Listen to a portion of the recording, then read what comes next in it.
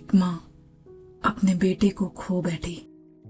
वो उठती है, बैठती है, रोती है, लेकिन एक सवाल उसके भीतर लगातार गूंजता है।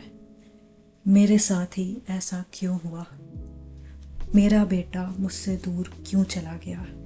वो खुद को कोसती रहती है कि मुझसे क्या गलती हुई, मुझसे क्या पाप हुआ, पर उसको इसका जवाब नहीं मिलता।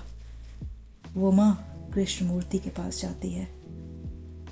उनके पास सांत्वना के शब्द नहीं है। वो बस देख रहे हैं मौन में। कृष्णमूर्ति जी कहते हैं, माते, क्या आप उस दुख के साथ पूरी तरह रह सकती हैं? बिना भागे, बिना समझाए, बिना इसे ठीक करने की कोशिश किए। वो समझाने की कोशिश करते हैं कि जब आप किसी को खोते हैं तो सिर्फ वो इंसान नहीं जाता, बल्कि आपकी पूरी कल्पना, एक भविष्य, साथ में बिताने का सपना, सब कुछ चला जाता है। शोक सिर्फ उस व्यक्ति की मृत्यु का नहीं है, बल्कि उन स्मृतियों की पकड़ है जिन्हें हम जाने नहीं देना चाहते। आप सोचिए, हमारे पास जो मेमोरीज होती हैं किसी भी इंसान की, उसके जाने के बाद भी हम उसे पकड़े रहना चाहते हैं, सपने में उसे रोज जीना चाहते हैं।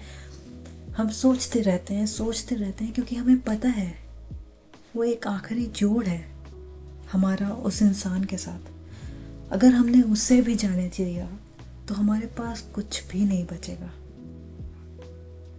मैंने अपने बेटे को खो दिया।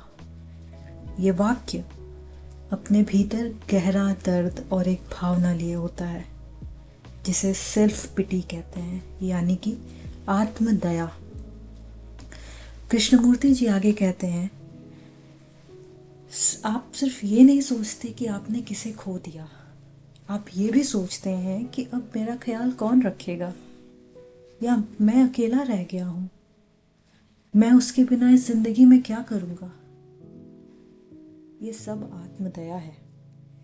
और जब तक आत्मदया है तब तक आप शोक को समझ ही नहीं सकते, क्योंकि यहाँ पर आप अपने बारे में सोच रहे हैं, आप खुद पे दया कर रहे हैं कि उसके जाने के बाद मेरा ये ख्याल कौन रखेगा, मुझे कौन संभालेगा।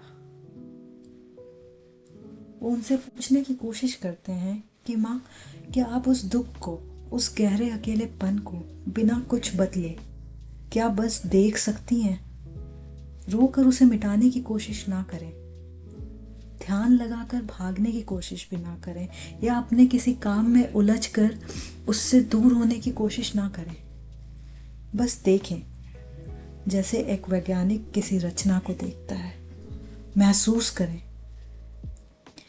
जब आप धीरे धीरे अपने शोक को पूरी तरह महसूस करते हैं तो वो दुख एक ऊर्जा में बदलने लगता है, एक ऐसी ऊर्जा जिसमें करुणा जन्म लेती है, दूसरों के शोक को समझने की क्षमता। कृष्णमूर्ति कहते हैं, आपका शोक सिर्फ आपका नहीं है। हर इंसान जिसे आप रास्ते में देखते हैं कभी न कभी उस गहराई से गुजरा है। जब आप ये समझ जाते हैं तो आप अकेले नहीं रहते। शायद किसी ने अपनी माँ को खोया है, किसी ने अपना बाप खोया है, किसी ने अपने पति को खोया है, तो किसी ने अपनी पत्नी को। ये दुख बाहर से नहीं दिखता, ये आंखों में नहीं, चुप्पियों में छिपा होता है। और जब आप ये गहराई से समझते हैं कि शोक एक व्यक्तिगत नहीं है, बल्कि एक साझा मानवीय अनुभव है, तो आप अकेले नहीं रहते। आप अपने सामने हर एक इंसान में उस दर्द की झलक देखते हैं। और फिर आती है करुणा, फिर आता है प्रेम, बिना कोई शर्त, बिना किसी अपेक्षा। और शायद यहीं से जीवन की सच्ची शुरुआत होती है, जब आप मृत्यु को उसी तरह स्वीकार लेते हैं जैसे आप जीवन की पहली सांस को। शोक को समझिए, उसे नकारिए मत, उसे पूरी तरह देखिए, उसमें उतरिए, तभी आप जान पाएंगे कि प्रेम क्या है।